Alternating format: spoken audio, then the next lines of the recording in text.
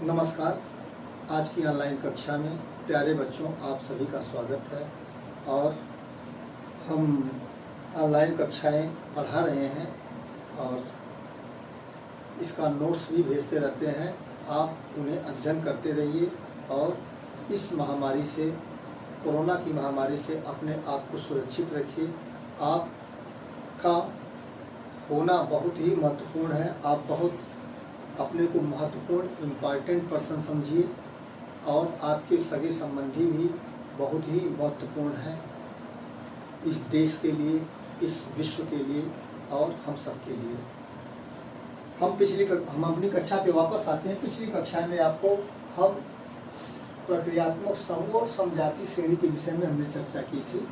तो समजाति श्रेणी में हमने बताया था कि समजाति श्रेणी ऐसे श्रेणी को कहते हैं, कार्बनिक यौगिकों का ऐसा समूह होता है जिसके प्रक्रियात्मक समूह सभी सदस्यों के समान होते हैं। जैसे आप कक्षा 10 में पढ़ते हैं, आपके कक्षा में पढ़ने वाले सभी छात्रों से पूछा जाएगा कि आप किस कक्षा में पढ़ते हो, तो आप बताएंगे कक्षा 10। ठीक है। तो ऐसे कार्बनिक यौगिकों का समूह जिनका प्रक्रियात्मक समूह समान होता है उसे हम समजाति श्रेणी कहते हैं। समजाति श्रेणी की कुछ प्रमुख विशेषताएं होती हैं। जैसे हमने बताया था कि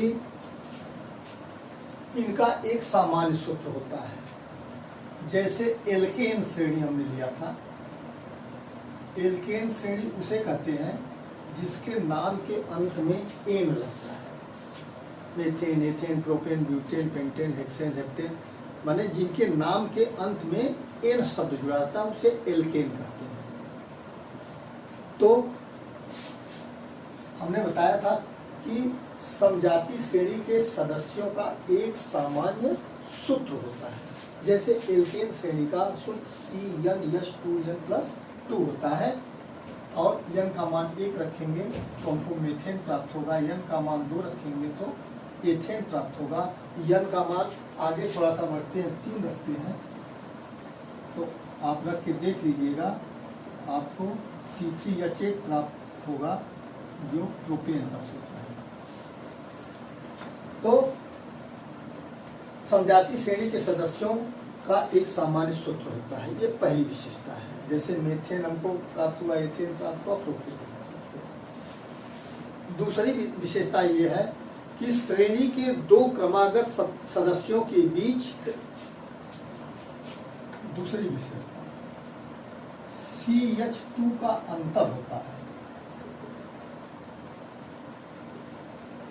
इसको हम समझा देते हैं आपको। दो क्रमागत माने क्रम से आने वाले जब पहले और दूसरे को ले लीजिए या दूसरे और तीसरे को ले लीजिए। हम दोनों लेके दिखाते हैं आपको। पहले और दूसरे को लेते हैं, ठीक है। पहला सदस्य आपका क्या है? मेथेन, CH4, ठीक है। दूसरा सदस्य आपको प्राप्त करना है तो इसमें CH2 जोड़ दीजिए। तो एक कार्बन था, एक कार्बन और जुड़ गया, क्या हो गया? C2 हो गया। और 4 कार्बन था, ये 4 है और 2 कार्बन और जुड़ गया तो क्या हो जाएगा? यह 4 और 2 6।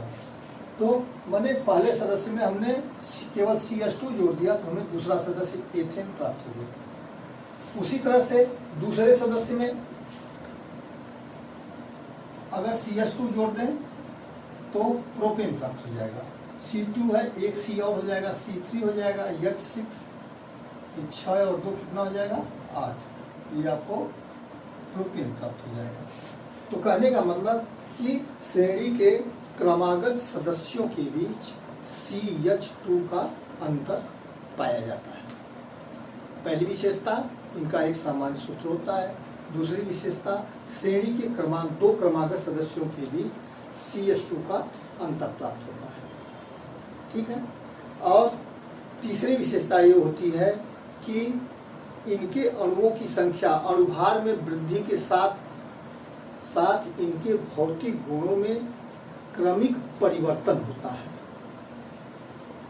ये तीसरा गुण है, इनके भौतिक एवं रासायनिक गुणों में क्रमिक परिवर्तन होता है।